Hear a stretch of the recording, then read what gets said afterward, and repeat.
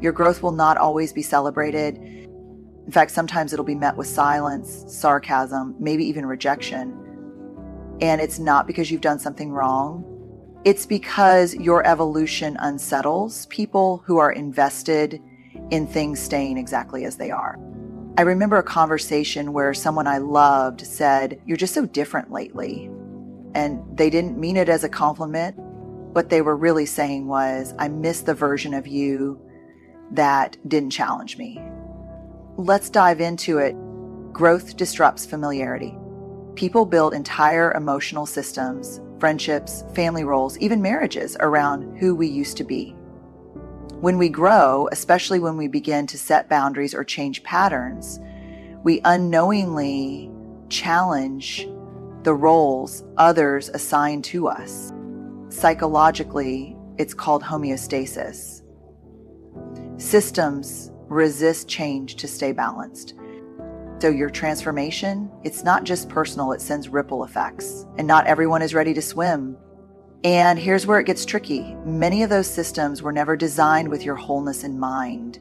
They were designed with survival, comfort, or status quo in mind, especially if you've spent years being the go-to, the peacekeeper, the caretaker, or even the quiet one who never made waves.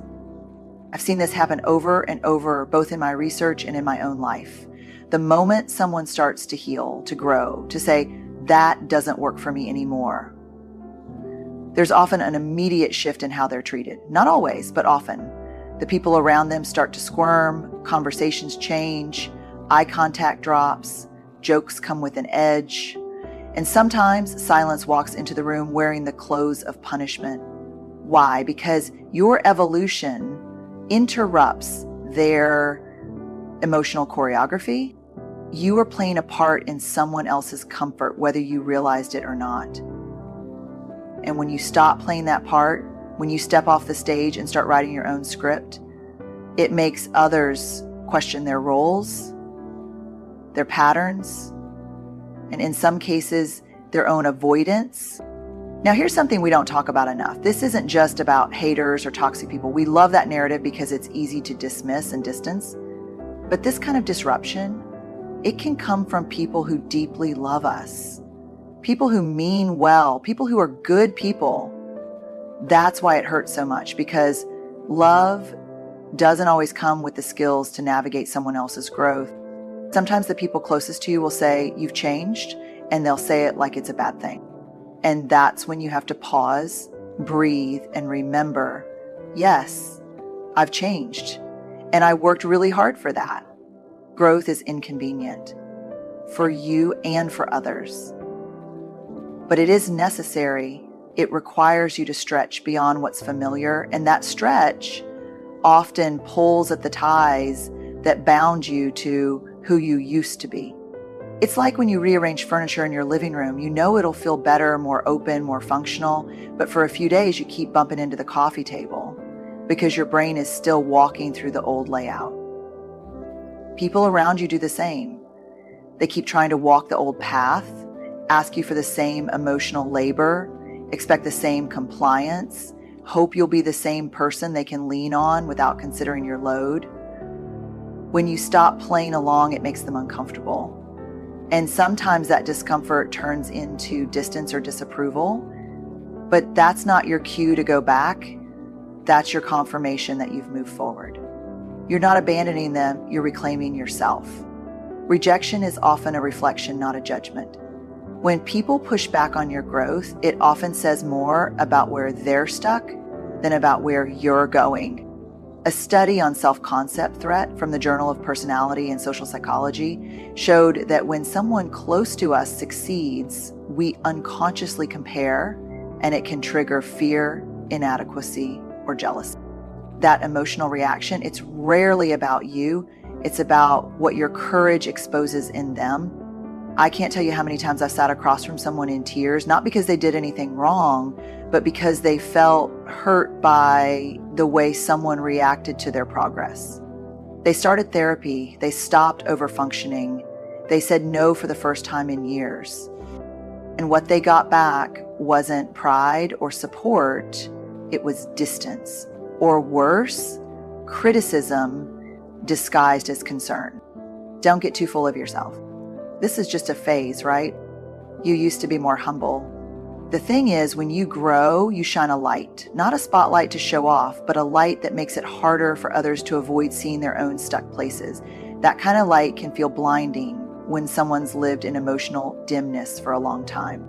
It's not that your progress is wrong, it's that it's unfamiliar. And when people feel threatened, especially emotionally, one of the most instinctive reactions is to judge, reject, or diminish what they don't understand. It's human. And it's heartbreaking.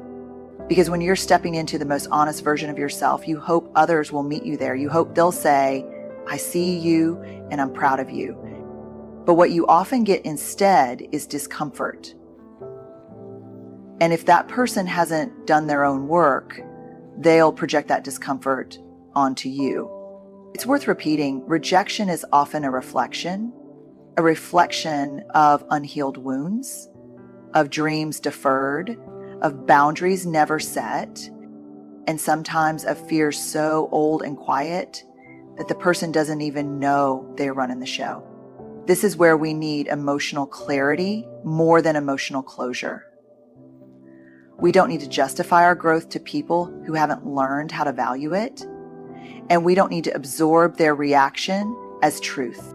But here's a practice I use when I feel the sting of judgment from someone I care about. I pause and I ask myself, is this mine to carry? If the answer is no, I lay it down. Because if I don't, I'll start shrinking, not to be small, but to be accepted, and the price of that is too high. See, the people who truly love you, even if they're confused, even if they're stretching, they'll eventually come around if they're capable of it. Love makes room, but the ones who can't or won't, their rejection doesn't mean you're wrong. It often just means you've grown beyond the version of yourself they were comfortable with. And that's okay. Not everyone is meant to walk every part of your journey with you. Guilt is not a signal to shrink. We've been conditioned, especially women, to interpret guilt as a red flag. I feel guilty, so I must be doing something wrong. But growth guilt isn't the same as moral guilt. It's the discomfort of disrupting dynamics where you used to abandon yourself to keep the peace. You can feel guilty and still choose to grow. That's called emotional maturity. Guilt shows up loud and early when you start choosing yourself, and not because you're betraying anyone else, but because you're finally refusing to betray yourself.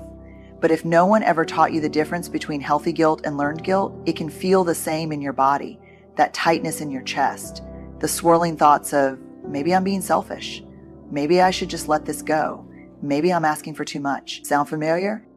Let's talk about it. There's this moment when you begin saying no instead of defaulting to yes, when you step back from roles you were never supposed to carry, when you begin valuing your time, your energy, your peace, that the guilt creeps in, not because you're wrong, but because for so long you were rewarded for being small, agreeable, and available at all costs. You became dependable by being self-sacrificing. You became lovable by being low maintenance. You became easy to be around by swallowing hard truths and never rocking the boat. So when you start showing up in your full self, clearer, firmer, braver, it feels wrong, even when it's deeply right. That feeling of guilt isn't your compass, it's your conditioning. And the longer we stay confused about the meaning of guilt, the easier it is to slip right back into patterns that leave us depleted and disconnected from our authenticity. Research on self-conscious emotions like guilt and shame shows that guilt can be incredibly useful when it reflects a violation of our own values, like when we hurt someone or fall short of integrity. That kind of guilt invites us to repair, to grow, to reconnect. But growth guilt, that's different. Growth guilt is what happens when our evolution upsets someone else's expectations that we're likely benefiting from our silence or compliance. And here's the thing, emotional growth often means disrupting expectations that were never fair to begin with. I remember having a conversation with someone I deeply cared about after I had started setting clearer boundaries. And they said, I miss the old you. And I had to smile because what they missed wasn't me. They missed the version of me who never said no, who overfunctioned, who prioritized their comfort over my truth. And for a long time, that version of me felt easier.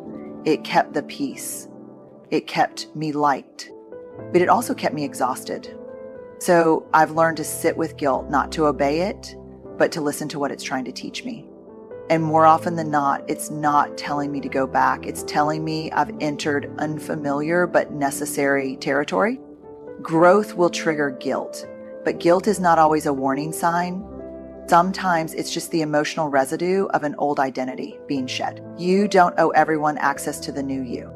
Not everyone gets a backstage pass to your transformation. Some people were only meant to love a version of you that didn't know any better, and that's okay. Growth includes grief. You can honor what was without returning to who you were. Let them remember you fondly. You're not obligated to stay for their comfort. One of the most painful lessons I've learned and watched so many others wrestle with is the realization that not everyone gets to come with you. Some people were only ever safe with your smaller self. They were at ease when you didn't ask for much, when you laughed off what hurt, when you shaped yourself to fit into their story instead of writing your own. And when you begin to grow, when you step into new levels of truth, healing, purpose, it disrupts that. It forces a quiet but undeniable reckoning. Can this relationship hold who I'm becoming? Or was it only ever designed to contain who I used to be? We don't talk enough about the grief that comes with growth. We talk about motivation, about rising, about courage, but not enough about the loss. Because there is loss. You will lose things. You will lose people. You will lose versions of yourself you once found comfort in. And that grief is real, even when it's right. I had friendships that couldn't survive the distance between my old self and my new boundaries. I've watched people I once adored slowly fade, not because of conflict, but because my evolution asked more of them than they were ready or willing to give. And for a long time, I tried to contort myself to keep them close. I'd downplay my wins, dull my light, speak in softer tones, second guess my truth, all to stay connected. But here's what I finally realized. Connection that costs you your growth isn't connection. It's a transaction. When you grow, not everyone will applaud. Some will feel threatened, some will feel abandoned, and some will rewrite the story to make you the villain because it's easier than facing their own discomfort. You can't control that. What you can do is decide who gets front row access to the new you. The you who's working hard to heal generational patterns. The you who no longer over-explains to be understood. The you who honors your limits, speaks your truth, and lets go when it's time. And here's something I wish someone had told me earlier. You can love someone and still protect your peace. You can honor what they meant to you without dragging their expectations into your next chapter. You don't have to defend your transformation to people who've made it clear they were only ever loyal to your limitation. Let them remember you kindly. Let them talk. Let them misunderstand. You're not required to shrink so others feel tall.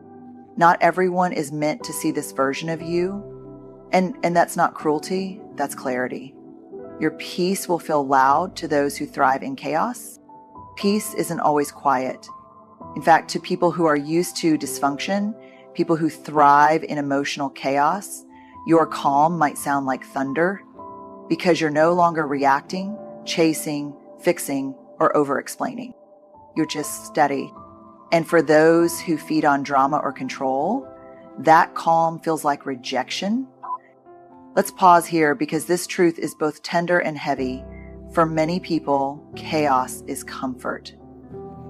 Not because they enjoy suffering, but because it's what they know. chaos becomes a coping mechanism, a way to avoid stillness, which often brings up everything they've been trying not to feel. And when you stop participating in that emotional chaos, when you no longer match their energy, jump into their urgency, or lose your center, they may interpret your peace as coldness or distance. But you're not being cold, you're being well.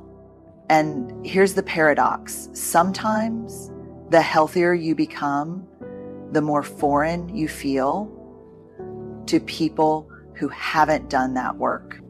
When you begin healing, you stop dancing around triggers.